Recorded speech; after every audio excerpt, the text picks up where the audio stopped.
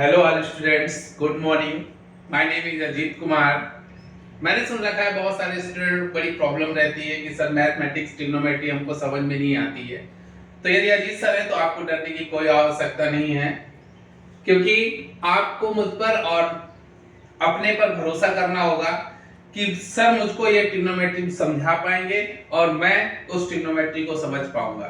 तो सबसे आसान तरीका होगा यही कि आपको अपने पर और खुद पर, अपने पर और मुझ पर भरोसा करना होगा। ठीक है, क्योंकि किसी ने कहा है कि जलते हुए दिए को बुझाना बहुत ही आसान है मगर अगरबत्ती को नहीं, और जो महकता है उसको कोई नहीं बुझा सकता और जो जलने वाला होता है वो खुद ही बुझ जाता है। तो ये इसलिए कहा कि अपने जज्बे को, अपने इरादे को आपको मजबूत करना होगा और अपने आप से खुद को कमिटमेंट करना होगा कि नहीं, जो मैं ठान लूंगा तो फिर मैं किसी की नहीं सुनूंगा और मुझको ये चीज सीखनी है। और किससे सीखनी है? अजीत सर से। तो वो चीज अजीत सर आपको सिखा पाएंगे।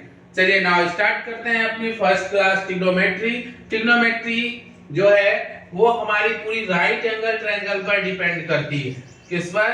राइट एंगल ट्रायंगल पर। ठीक है, राइट एंगल ट्रायंगल क्या है? राइट एंगल ट्रायंगल की डिफिनीशन होती है कि जिसका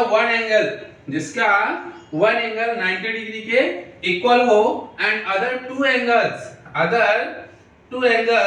आर एक्यूट एंगल्स, और जो उसके दो एंगल हैं वो क्या होने चाहिए?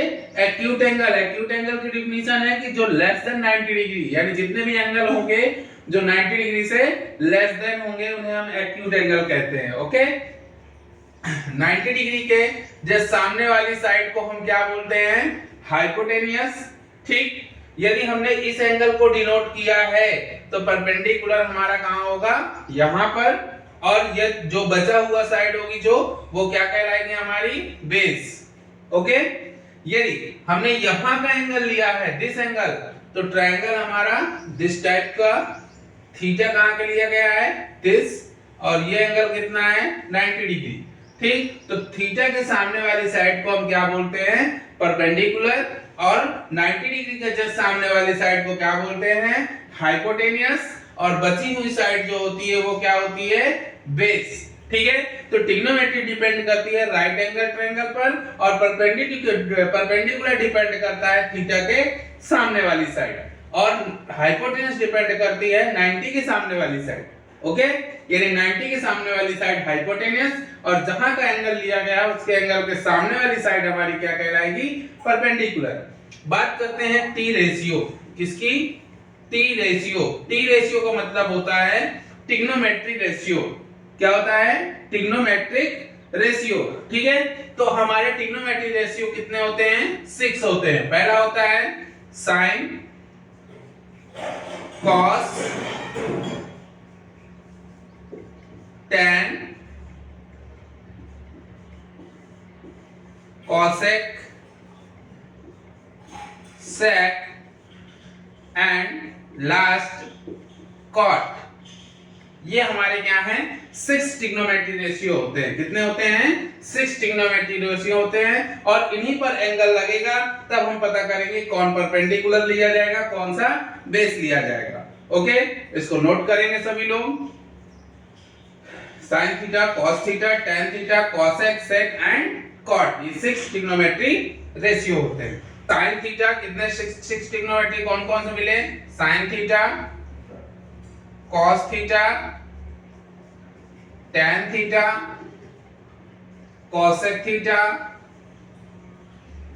sec theta and cot theta. ये 6 ट्रिग्नोमेट्री रेशियो हैं, और इनके हम अब फॉर्मूले कुछ बनाएंगे जो राइट एंगल ट्रायंगल के ट्रायंगल रूल के द्वारा बनते हैं।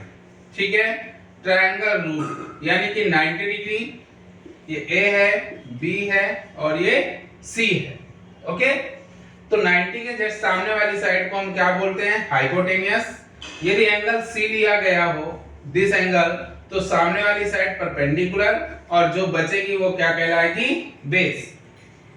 ओके, ठीक है, चलिए स्टार्ट करें। तो सबसे पहले जो फॉर्मूला बनता है P B P upon H H B use कर सकते हैं पंडित बद्री प्रसाद हर हर बोले, पंडित बद्री प्रसाद हर हर बोले। तो ये सबसे बेस्ट तरीका होगा पंडित, ठीक है।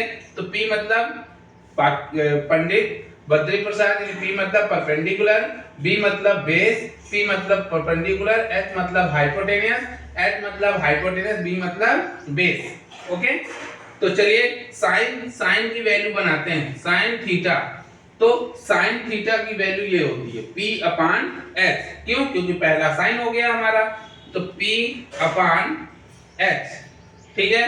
दूसरा क्या होता है? कॉस, ये हो गया साइन, और सेकंड नंबर में क्या हो जाएगा? Cos theta. तो कॉस थीटा की वैल्यू क्या बनेगी? B upon H। B मतलब बेस और H मतलब हाइपोटेनियस। ओके, इसके बाद tan की वैल्यू बनाए, तो tan theta is equal to P upon B, P upon B, perpendicular upon base.